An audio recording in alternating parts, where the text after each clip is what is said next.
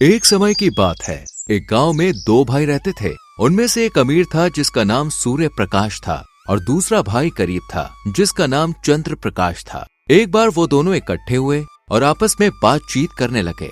गरीब भाई ने कहा, बेशक जिंदगी बहुत कड़वी है, फिर भी बेईमानी की तुलना में ईमानदारी की जिंदगी बसर करना कहीं बेहतर है।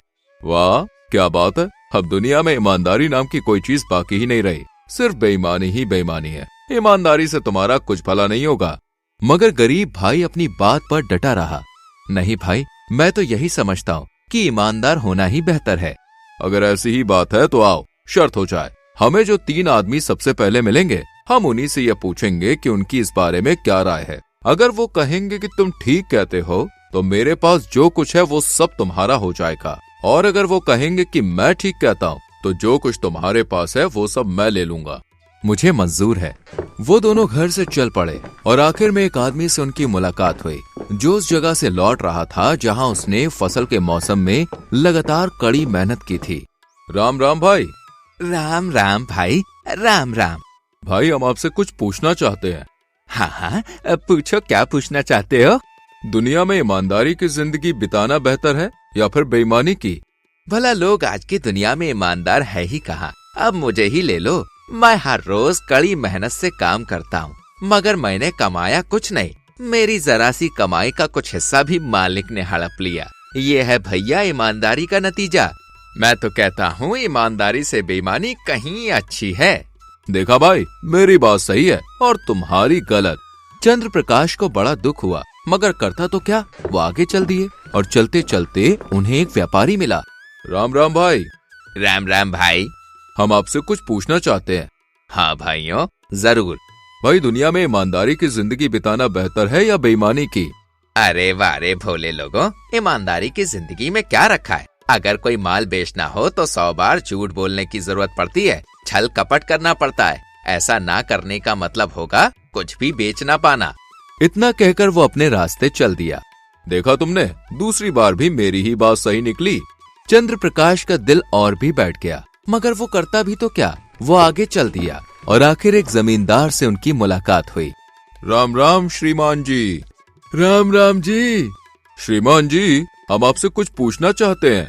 हाँ हाँ, पूछो भाई। श्रीमान जी, दुनिया में ईमानदारी की जिंदगी बिताना बेहतर है या फिर बेईमानी की? अरे वारे भले मानसों, आज की दुनिया में ईमानदारी है ही कहाँ। अगर मैं ईमानदारी की जिंदगी बिताता तो मेरे ये ठाट बाट कैसे होते। इतना बोलकर जमींदार वहाँ से चल दिया। हाँ तो मेरे भाई, चलो अब घर चलें। जो कुछ तुम्हारे पास है वो अब मेरे हवाले कर दो। चंद्र प्रकाश अपने घर की ओर चला जा रहा था। वो मन ही मन बहुत दुखी था। उसकी जो थोड़ी बहुत जमा पूंजी थी वो भी अमीर भाई ने ले ली और केवल झोपड़ी ही उसके पास रहने दी। अभी मुझे इसकी जरूरत नहीं है, तुम फिलहाल यहाँ रह सकते हो, मगर जल्द ही तुम्हें अपने रहने के लिए कोई दूसरी जगह तलाश करनी होगी। इतना बोलकर बड़ा भाई वहाँ से चला गया। इसी तरह कुछ महीने बीत गए। एक दिन चंद्र प्रकाश अपनी पत्नी के साथ झोपड़ी में बैठा हुआ था। उसके पास खाने के लिए रोटी का एक टुकड़ा तक नहीं था। वो आटा मांगने के लिए अपने बड़े भाई के पास गया। भाई, मुझे कुछ आटा या अनाज दे दो, घर में खाने के लिए कुछ भी नहीं है। मैं तुम्हें आटा दे सकता हूँ, पर इसके लिए तुम्हें अपनी एक आँख निकाल कर देनी होगी। चंद्र प्रकाश ने कुछ देर सोच विचार किया, मगर इसके अलावा चारा ही क्या था। भाई, मुझे मंजूर है, निकाल लो मेरी आँख। भगवान तुम्हारा भला करे, पर मुझे कुछ आटा दे दो। जालिम बड़े भाई ने उसकी एक आँख निकाल ली और उसे सड़ा हुआ कुछ आटा दे दिया। चंद्र प्रकाश आटा लेकर घर लौटा। उसकी पत्नी की जैसे ही नजर पड़ी वैसे ही वो कलेजा थाम कर रह गई। ये तुम्हें क्या हुआ है? तुम्हारी एक आँख कहाँ गई? चंद्र प्रकाश ने अपनी पत्नी को सारा किस्सा कह सुनाया। वो रोए धोए चीखे चिल्लाए, मगर फिर भी उसी आटे से पेट की आग बुझाने लगे। 1 सप्ताह बीत गया और वो आटा खत्म हो गया। गरीब आदमी ने फिर से बोरी उठाई और अपने भाई के पास जा पहुंचा। मेरे प्यारे भाई, मुझे थोड़ा और आटा दे दो। तुमने कुछ दिन पहले जो दिया था वो तो खत्म हो गया। ठीक है, अगर तुम मुझे अपनी दूसरी आँख निकाल लेने दोगे तो ही आटा दूंगा। भाई, दोनों आंखें गवाकर मैं इस दुनिया में कैसे रहूंगा। मेरी एक आँख तो तुम पहले ही निकाल चुके हो। दया करो भाई, अंधा किए बिना ही मुझे कुछ आटा दे दो। नहीं, मैं मुफ्त में आटा नहीं दूंगा। एक आँख और निकाल कर दोगे तभी दूंगा। निकाल लो भाई, भगवान तुम्हारा भला करे, मगर मुझे खाने के लिए आटा दे दो। सूर्य प्रकाश ने चाकू लिया और अपने गरीब भाई की दूसरी आंख भी निकाल ली और उसकी बोरी आटे से भर दी। गरीब आदमी बोरी उठाकर घर की ओर चल दिया। वो जगह जगह ठोकर खाता, रास्ता टटोलता और एक के बाद एक बाढ़ से टकराता। बड़ी ही मुश्किल से आटा लिए वो घर पहुंचा। उसकी बीवी ने उसे देखा तो सर पीट कर रह गई। अरे बदकिस्मत आदमी, आँखों के बिना तुम इस दुनिया में कैसे रहोगे? आटा तो हमें किसी और जगह से मिल जाता। इसके आगे उसके मुंह से एक शब्द भी ना निकला और वो फूट फूट कर रोने लगी। अरे भाग्यवान, तुम रो मत। दुनिया में मैं अकेला ही अंधा नहीं हूँ। मुझ जैसे और भी बहुत सारे हैं, वो भी आंखों के बिना काम चला लेते हैं। अपने भाई के पास अब कभी नहीं जाऊंगा। मुझे गांव के बाहर सड़क के किनारे दिन भर के लिए पहुंचा दो। शाम को आकर तुम मुझे घर ले जाना। उस रास्ते से बहुत से व्यापारी और घुड़सवार गुजरते हैं। कोई न कोई मुझे जरूर रोटी का एक आध टुकड़ा दे देगा। चंद्र प्रकाश की पत्नी उसे वहाँ ले गई जहाँ उसने कहा था और उसे छोड़कर वापस अपने घर की तरफ चल दी। चंद्र प्रकाश वहीं बैठा रहा। किसी राहगीर ने उसे 1 पैसा दिया तो किसी ने 2। शाम होने को थी मगर उसकी बीवी को आने में देर हो गई। चंद्र प्रकाश थक गया, इसलिए वो अकेला ही घर की ओर चल दिया। वो गलत दिशा में मुड़ गया और घर पहुंचने के बजाय जंगल में पहुंच गया। अचानक उसे वृक्षों की सरसर मरमर सुनाई दी। अंधे को ये समझने में देर न लगी कि वो किसी जंगल में पहुंच गया और उसे यहीं रात बितानी होगी। मगर इस डर से कि कहीं जंगली जानवर उसे खा ना जाए, वो जैसे तैसे एक वृक्ष पर चढ़ गया और वहाँ बैठा रहा। आधी रात हुई तो अचानक इस जगह और इसी वृक्ष के नीचे भूत प्रेत उड़ते हुए आए। उनके सरदार ने पूछना शुरू किया कि वो क्या कुछ करके आए हैं। उनमें से एक ने कहा, अरे मैंने तो 1 बोरी आटे के लिए एक भाई को अंधा करवा दिया। तुमने अच्छा किया, मगर बहुत अच्छा नहीं। वो कैसे? वो ऐसे कि अंधा जैसे ही इस वृक्ष के नीचे पड़ी हुई ओस को अपनी आंखों पर मलेगा, वैसे ही उसकी आंखों की रोशनी लौट आएगी। मगर ये तो ना किसी ने सुना और ना ही कोई जानता है, इसलिए वो अंधा ही रहेगा। भूत प्रेतों के सरदार ने अब दूसरे प्रेत से पूछा कि उसने क्या कारगुजारी की है। मैंने गांव का सारा पानी सुखा दिया है। वहाँ पानी की एक बूंद तक बाकी नहीं रही, इसलिए अब वहाँ के लोगों को 40 कोस की दूरी से पानी लाना पड़ता है और बहुत से लोग रास्ते में ही ढेर हो जाते हैं। तुमने अच्छा किया, मगर बहुत अच्छा नहीं। सरदार, वो कैसे? वैसे कि अगर गांव के सबसे पास वाले नगर में पड़ी बड़ी चट्टान को हटा दिया जाए तो उसके नीचे से सभी की जरूरत पूरी करने के लिए काफी पानी मिलने लगेगा। मगर ये तो ना किसी ने सुना है और ना ही कोई जानता है, इसलिए पानी चट्टान के नीचे ही रहेगा। सरदार ने तीसरे भूत से पूछा, और तुमने क्या किया है? सरदार, मैंने एक राज्य के राजा की इकलौती बेटी को अंधा कर दिया है। अब हकीम और वैद्यों से कुछ ना होगा। तुमने अच्छा किया, मगर बहुत अच्छा नहीं। वो कैसे? वैसे कि अगर इस वृक्ष के नीचे पड़ी हुई ओस उसकी आंखों पर मल दी जाए तो उनकी रोशनी लौट आएगी। मगर ये तो ना किसी ने सुना है और ना ही कोई जानता है, इसलिए वो अंधी ही रहेगी। वृक्ष के ऊपर बैठा चंद्र प्रकाश सारी बातें सुन रहा था। जैसे ही भूत प्रेत उड़े वैसे ही वो वृक्ष से नीचे उतरा। उसने अपनी आंखों पर ओस मली और फौरन ही उसे नजर आने लगा। तब उसने सोचा, अच्छा अब चलकर मैं लोगों की मदद करता हूँ। उसने उस प्याले में ओस इकट्ठी की जो उसके पास थी और वहाँ से चल दिया। वो उस गांव के निकट पहुंचा जहाँ पानी नहीं था। उसने देखा कि एक बुढ़िया हाथ में बाल्टी लटकाए चली जा रही है। उसने बुढ़िया से कहा, दादी मुझे जरा सा पानी पिला दो। अरे बेटे, ये पानी मैं 40 कोस से ला रही हूँ। आधा तो रास्ते में ही गिर गया। फिर मेरा तो परिवार भी बहुत बड़ा है, पानी के बिना उनका बुरा हाल हो जाएगा। दादी, तुम्हारे गांव में मेरे पहुंचते ही सबके लिए काफी पानी हो जाएगा। उसकी बात सुनकर बुढ़िया ने उसे पानी दे दिया। अब उसकी खुशी का कोई ठिकाना न रहा। वो जल्दी जल्दी गांव पहुंची और उसने लोगों से इस आदमी की चर्चा की। ये सुनकर किसी को विश्वास हुआ तो किसी को नहीं, मगर सभी उसके स्वागत को आए। और एक आदमी ने कहा, अरे दयालु आदमी, हमें जालिम मौत के पंजे से छुटकारा दिलाओ। ठीक है, पर तुम लोग मेरी मदद करो, मुझे अपने पास वाले नगर में ले चलो। गांव के लोग उसे वहां ले आए। अब वो उस चट्टान को खोजने लगा जिसकी भूत प्रेत बातें कर रहे थे। वो खोजता रहा और आखिर उसे वो चट्टान मिल ही गई। तुम सब मिलकर इस चट्टान को हटा दो। गांव वालों ने मिलकर चट्टान को हटा दिया, जिसके हटते ही पानी की धारा बहने लगी। ये देखकर गांव के लोग बहुत खुश हुए। उन्होंने चंद्र प्रकाश को धन्यवाद दिया और बहुत सा पैसा उपहार में दिया। अब चंद्र प्रकाश उस राज्य की तरफ चल दिया जिसके राजा की बेटी अंधी हो गई थी। राजा के महल के दरवाजे पर जाकर उसने सिपाही से कहा, मैंने सुना है कि आपके राजा की बेटी सख्त बीमार है, शायद मैं उसका इलाज कर सकता हूँ। अरे तुम क्या इलाज करोगे? यहाँ बड़े बड़े हकीम वैद्यों के किए भी कुछ ना हुआ। फिर भी आप लोग राजा को खबर तो कर दो। सिपाही राजा को खबर देना नहीं चाहते थे, मगर चंद्र प्रकाश जिद करता रहा। आखिर कोई चारा न देखकर वो मान गए और राजा को सारी बात बताई। सिपाहियों की बात सुनकर राजा ने उसे फौरन महल में बुलवाया। भले आदमी, क्या तुम मेरी बेटी का इलाज कर सकते हो? जी महाराज, कर सकता हूँ।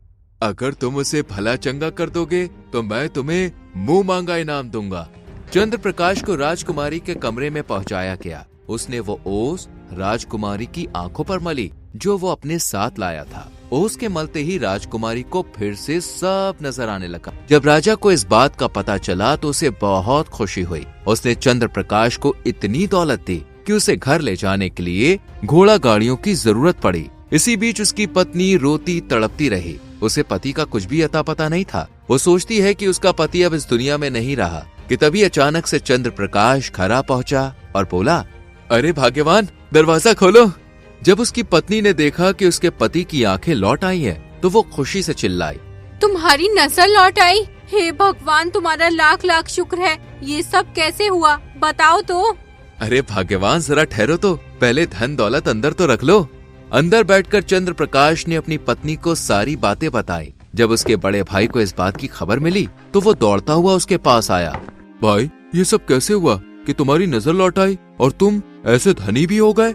चंद्र प्रकाश ने अपने बड़े भाई से कुछ भी नहीं छुपाया और सारा किस्सा कह सुनाया। उसकी बातें सुनकर सूर्य प्रकाश और अधिक अमीर होने की सोचने लगा। जैसे ही रात हुई वैसे ही वो भागता हुआ उस जंगल में जा पहुंचा और उसी वृक्ष पर चढ़कर बैठ गया। अचानक आधी रात को सभी भूत प्रेत और उनका सरदार उड़ते हुए इसी वृक्ष के नीचे इकट्ठे हुए और उनमें से एक भूत बोला, ये क्या किस्सा है? ना तो कभी किसी ने इनके बारे में सुना था और ना ही कोई जानता था, और फिर भी अंधा भाई आंखों वाला हो गया, चट्टान के नीचे से पानी बह निकला और राजकुमारी भली चंगी हो गई। कहीं किसी ने चोरी चोरी हमारी बातें तो नहीं सुनी है? आओ उसे ढूंढे।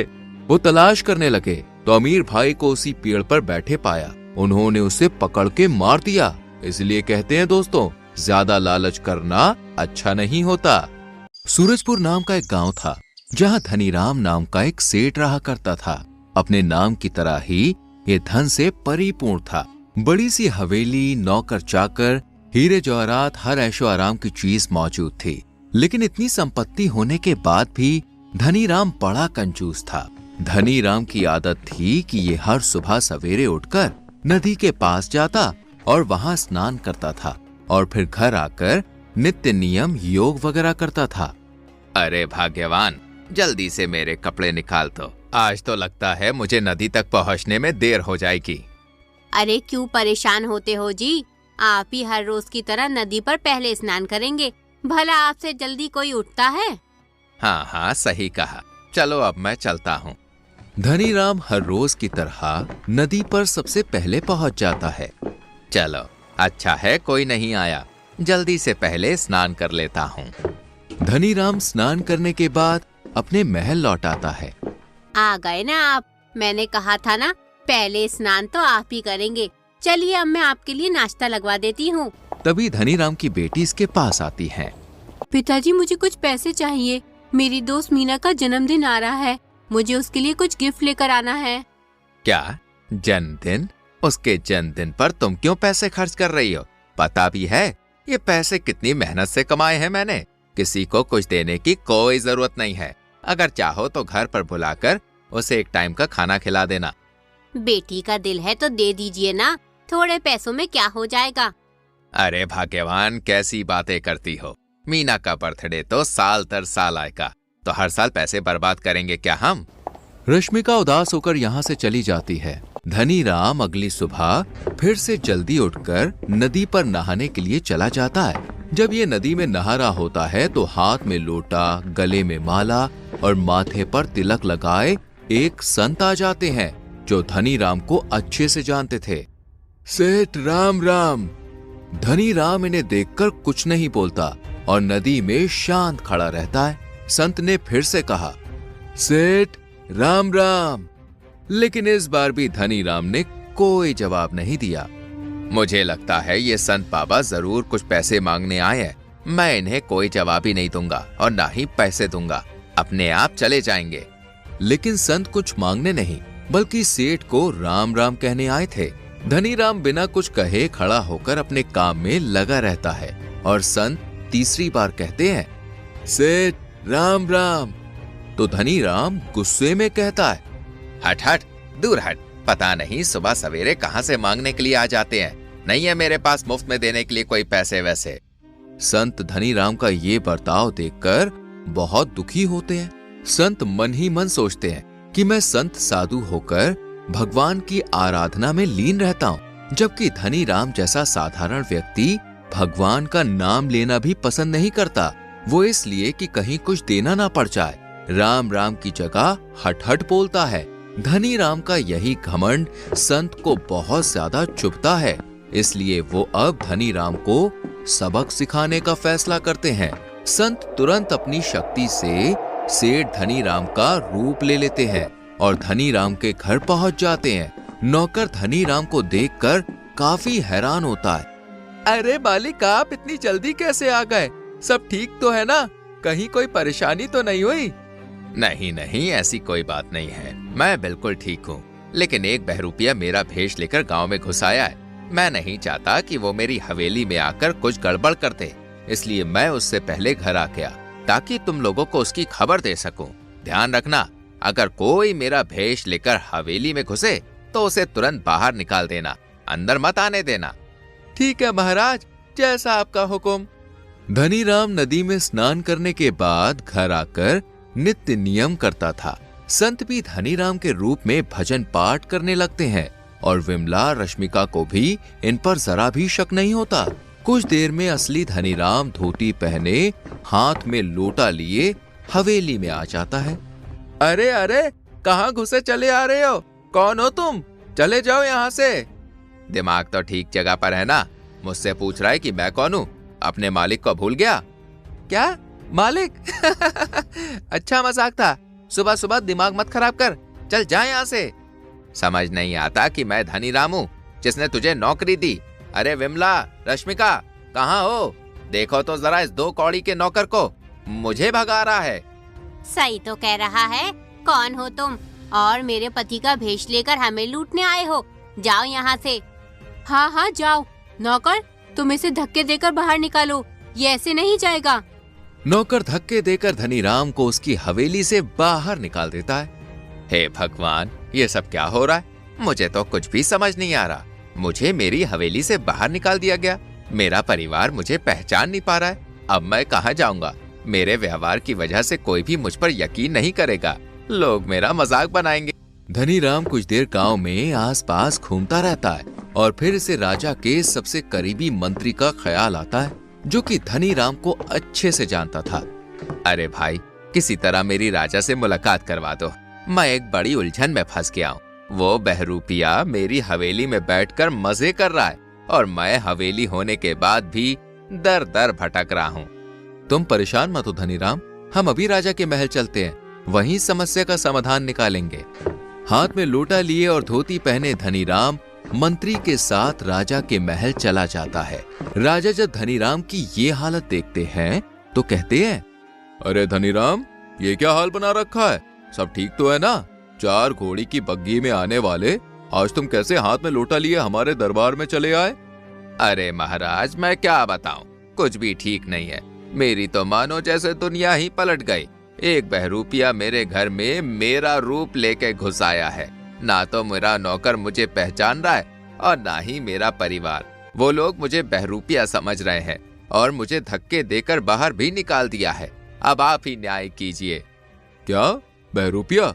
अगर ऐसा हुआ है तो ये बहुत बड़ा अन्याय है। हम अभी मालूमात करते हैं। 4 सैनिक धनी राम के हवेली में जाओ और वहाँ बहरूपिये का पता करो। सैनिक घर जाकर पता करते हैं और धनीराम के बारे में विमला को बताते हैं। हे भगवान, वो बहरूपिया महल तक भी पहुंच गया। हवेली में मौजूद धनीराम बहरूपिया नहीं है, बल्कि जो राजा के महल में है वो बहरूपिया है। हमारे महाराज तो अंदर अपने कमरे में बैठे हैं।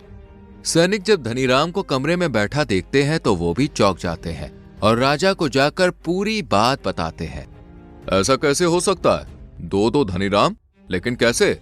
सैनिकों, तुरंत धनीराम की हवेली जाओ और धनीराम को कहो कि राजा ने तुम्हें बुलाया है। सैनिक फिर से धनीराम की हवेली जाकर राजा का संदेश धनीराम को देते हैं और धनीराम 4 घोड़ों की बग्गी में पूरे ठाट बाट से राजा के महल पहुंच जाता है। धनीराम उसी शानो शौकत से महल में जाता है जैसे कि असली धनीराम जाया करता था, इसलिए राजा भी बड़े हैरान होते हैं। महाराज की जय हो, महाराज की जय हो। हे महाराज, आपने मुझ गरीब को आज कैसे याद किया? आपका हुक्म सराखों पर, आप मुझे काम बताइए बस। असली धनीराम भी राजा के सामने ही खड़ा था। राजा दोनों को एक साथ एक रूप में देखकर बुरी तरह चकरा जाते हैं। मंत्री, हमें तो कुछ भी समझ नहीं आ रहा कि आखिर इन दोनों में असली धनीराम कौन है। दोनों का रंग, रूप, बोलचाल सब एक जैसी है। अब हम कैसे असली धनीराम का पता लगाएं? महाराज, आप बिल्कुल सही कह रहे हैं, बड़ा मुश्किल काम है ये तो। तुम दोनों ही बताओ, आखिर तुम दोनों में असली और नकली कौन है? महाराज, अगर आपको मुझ पर यकीन नहीं है तो आप एक परीक्षा कर लीजिए। जो विजेता बनेगा वही असली धनीराम होगा। तुमने बात तो सही कही है। ठीक है महाराज, अगर आपकी आज्ञा हो तो मैं कुछ कहूँ? हाँ हाँ, बिल्कुल कहो। पिछले सारे हिसाब से आप हमारी परीक्षा ले सकते हो। असली धनीराम ने जितने भी हिसाब किताब किए हैं वो सब उसे याद होंगे, तो क्यों ना इसी की परीक्षा ली जाए। अच्छा उपाय है, ठीक है, बही मंगाओ। संत जो धनीराम का रूप लिए थे वो बिना बही खाते को देखते हुए अपनी शक्तियों से ही उसके अंदर हर एक लिखी जानकारी को राजा को बताते हैं।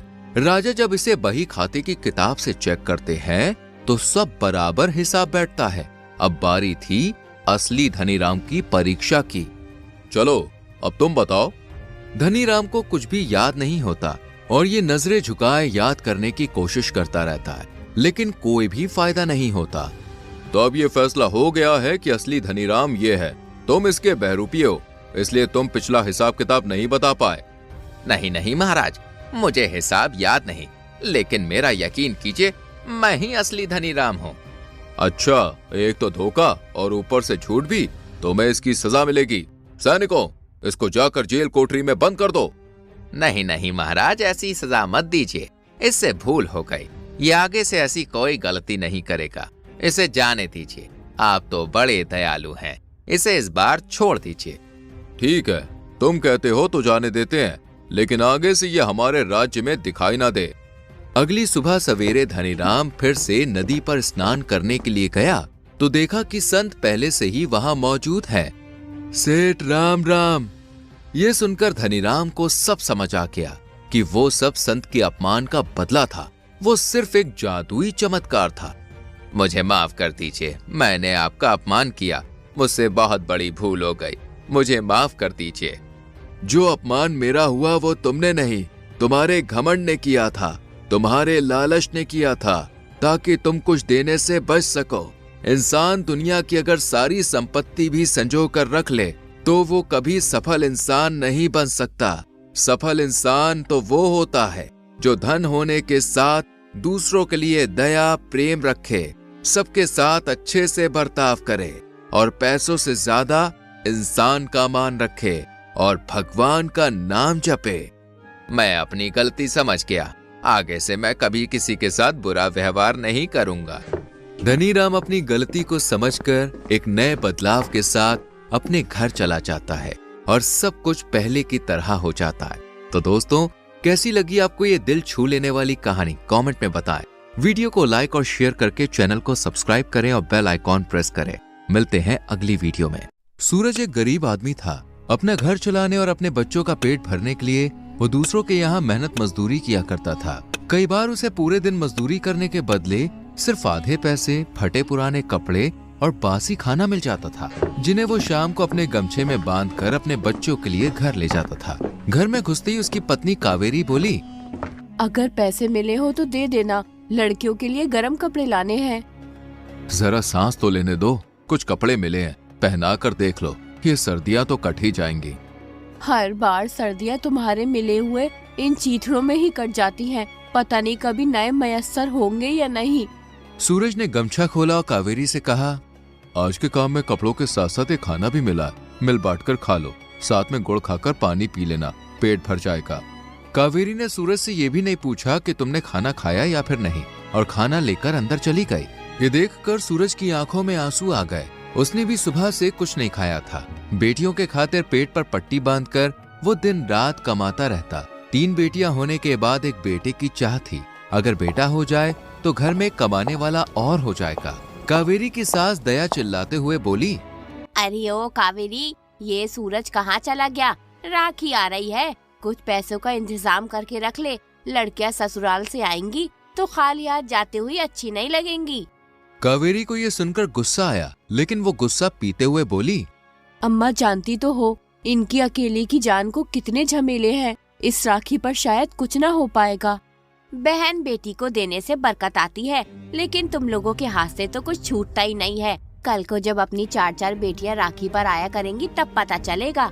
कावेरी को ये बर्दाश्त न हो सका। वो बोली, अम्मा कहो तो बेटियों के गले में पत्थर बांधकर कुएं में फेंक दूं, उसके बाद ये जो भी कमाएंगे वो आपकी बेटियों को दे देंगे, फिर तो हो जाएगी ना हमारे घर में बरकत। ये तो सोचती नहीं है कि दिन भर गधे की तरह जी तोड़ मेहनत करते हैं, तब जाकर 2 समय का चूल्हा जलता है, और आपको अपनी बेटियों की पड़ी है।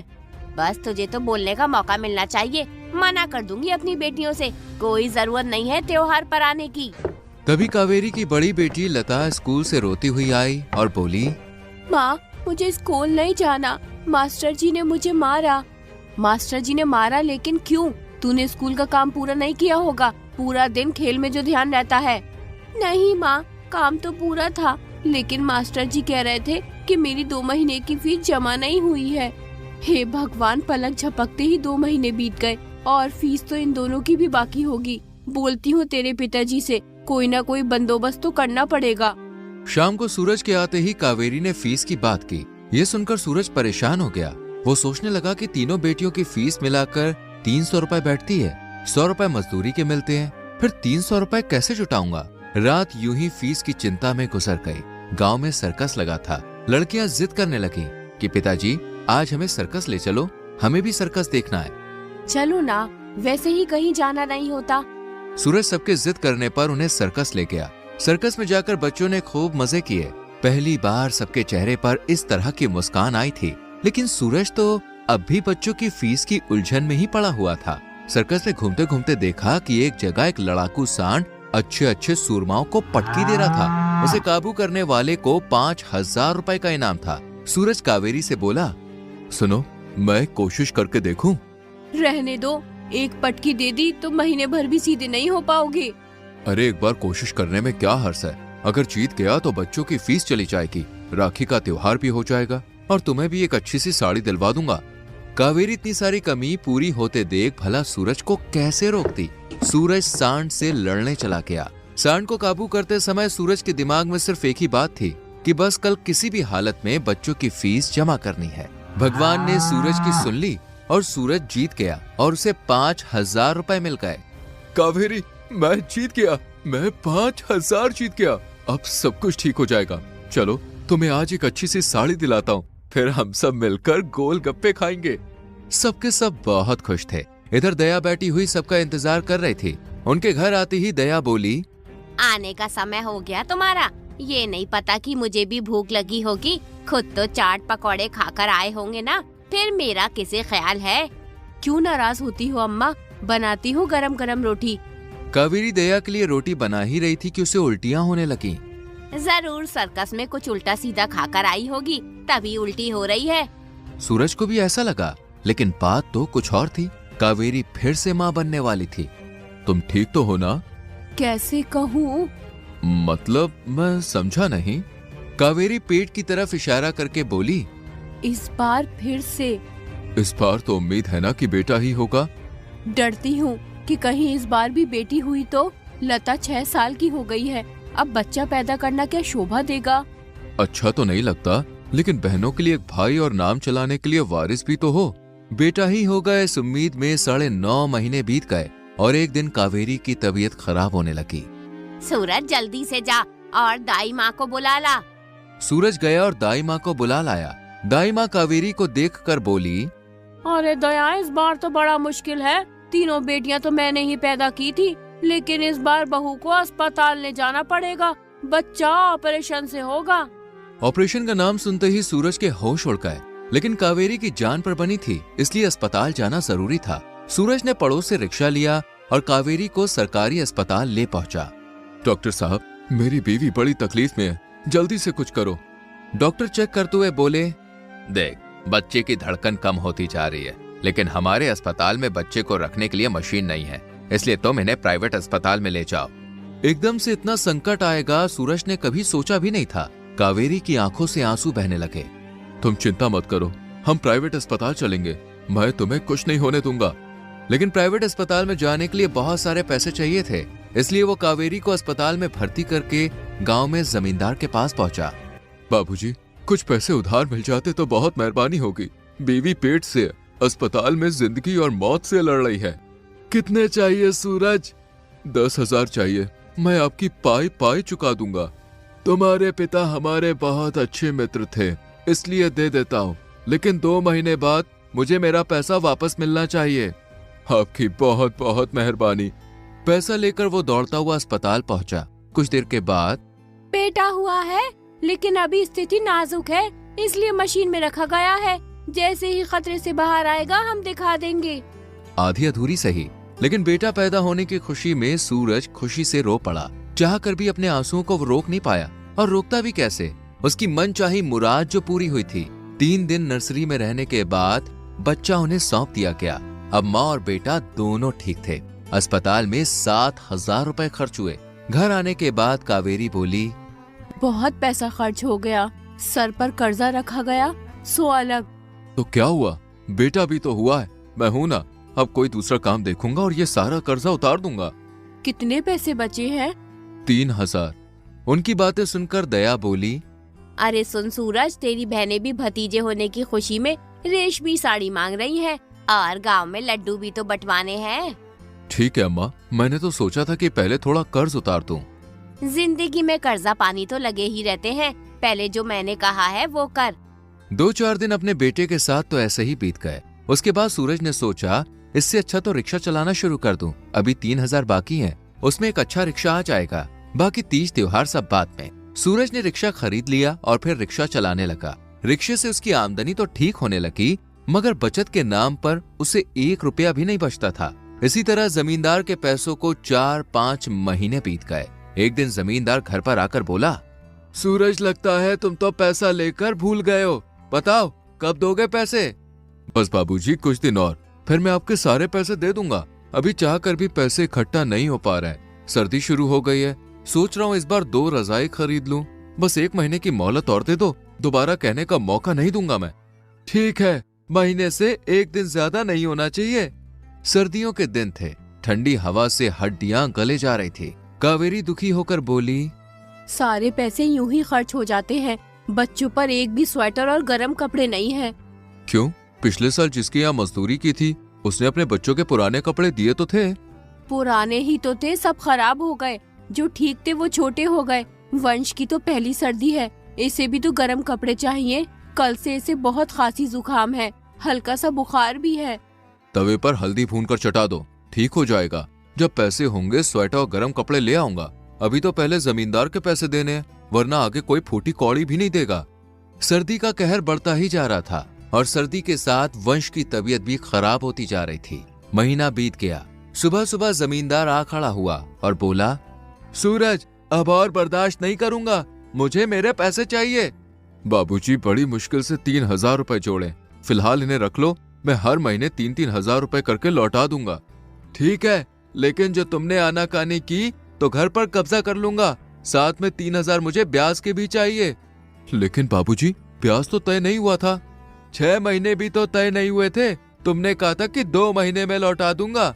सूरज कुछ न कह सका, जमींदार चला गया। अब तो घर का भी डर सताने लगा कि कहीं वो पैसों के बदले घर को न हड़प ले।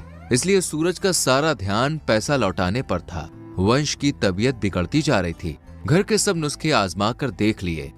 देखो तो वंश का चेहरा पीला पड़ता जा रहा है, पसलियां तेज तेज चल रही है। हमें इसे अस्पताल ले जाना चाहिए।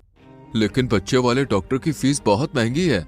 कावेरी गुस्से में रोती हुई बोली, बड़ी मुश्किलों से पाया है हमने वंश को, अगर इसे कुछ हो गया तो। ठीक है, चलो अस्पताल ले चलते हैं। वो दोनों उसे अस्पताल लेकर गए। देखिए, आपके बच्चे को पीलिया हो गया है और निमोनिया भी बहुत ज्यादा है। बच्चे को भर्ती करना पड़ेगा। ठीक है डॉक्टर साहब, आप भर्ती कर दो, लेकिन हमारे बेटे को कुछ नहीं होना चाहिए। ठीक है, मैं पर्चा बना देता हूँ, तुम पैसे जमा करा दो। कितने पैसे डॉक्टर साहब? 2000 रुपए जमा करा दो। 2000? इतने पैसे तो नहीं है डॉक्टर साहब। बिना पैसे के इलाज नहीं होगा, ये सरकारी अस्पताल नहीं है। सूरज मजबूर था। 2000 रुपए उनके पास नहीं थे, इसलिए वो वहां से वंश को एक गांव के डॉक्टर के पास ले आए। अरे, बच्चे की हालत तो बहुत खराब है। मैं अभी दवाई लिख कर देता हूँ, आप जल्दी से ले आइए। कड़कड़ाती ठंड में सूरज अपने बच्चे की जान बचाने के लिए बेतहाशा भागे जा रहा था। वो ठंड में पर्चा लेकर मेडिकल स्टोर पर पहुंचा तो लड़के ने 600 रुपए का बिल बना दिया। लेकिन सूरज के पास तो आज एक भी पैसा नहीं था। 3000 रुपए जो थे वो उसने जमींदार को दे दिए। वो स्टोर वाले से बोला, भैया तुम दवाई निकाल कर रखो, मेरी जेब में पैसे कम है, मैं अभी पैसे लेकर आता हूँ। सूरज की जमींदार के पास जाने की हिम्मत नहीं थी। वो अपने सभी जानने वालों के पास गया, लेकिन उसे कहीं से भी पैसे नहीं मिले। उसने सभी पड़ोसियों से पैसे मांगे, लेकिन किसी ने भी नहीं दिए। हार कर वो जमींदार के पास गया। पिछला उधार तो चुकाया नहीं और फिर से आ गया उधार मांगने, भाग यहाँ से। सूरज रोता हुआ वापस डॉक्टर के पास गया और बोला, डॉक्टर साहब मेरे पास पैसे नहीं है, आप कुछ भी करके मेरे बच्चे को बचा लो। भाई मैं समाज की सेवा के लिए नहीं बैठा हूँ, 4 पैसे कमाता हूँ तभी मेरे घर का चूल्हा चलता है। फिलहाल रात भर के लिए दवाई दे देता हूँ, कल शहर जाकर सरकारी अस्पताल में जाके भर्ती करा देना। आज सूरज से ज्यादा मजबूर दुनिया में कोई नहीं था। अगर उसके पास ठंड से बचाव के लिए कपड़े होते तो आज उसका बेटा बीमार नहीं होता। कयामत की रात थी। आज तो सबसे ज्यादा ठंड थी। वंश ठंड के मारे थर थर कांप रहा था। कावेरी ने उसे एक फटी सी पुरानी रजाई से ढका हुआ था। अचानक से उसकी कपकपाहट बंद हो गई। कावेरी को लगा कि अब उसे नींद आ गई है, लेकिन किसे पता था कि वो हमेशा के लिए सो गया है। सुबह जब कावेरी की आंखें खुली तो देखा कि वंश की आंखें फटी हुई थी। जैसे ही कावेरी ने उसका चेहरा हिलाकर देखा तो उसकी गर्दन लुढ़क गई। कावेरी की चीख निकल गई। वंश! कावेरी की चीख सुनकर सूरज दौड़ता हुआ आया और वंश को देखकर रो पड़ा। सिर्फ 600 रुपए के कारण एक जीवन खत्म हो गया। ठंड और गरीबी के कारण सूरज अपने बेटे का जीवन नहीं बचा सका। कुछ दिन रो रो कर मातम में गुजर गए। एक दिन, सुनते हो? हाँ कहो। चलो ये घर बेचकर शहर चलते हैं, जो कुछ पैसा आएगा उससे वही कोई अपना रोजगार खोलेंगे। मैं भी कोई काम कर लूंगी, कम से कम जिंदा तो रहेंगे। इस तरह तो पैसे के अभाव में एक एक करके हम सब मारे जाएंगे। सूरज अपने आंसुओं को पोंछता हुआ बोला, ठीक कहा तुमने।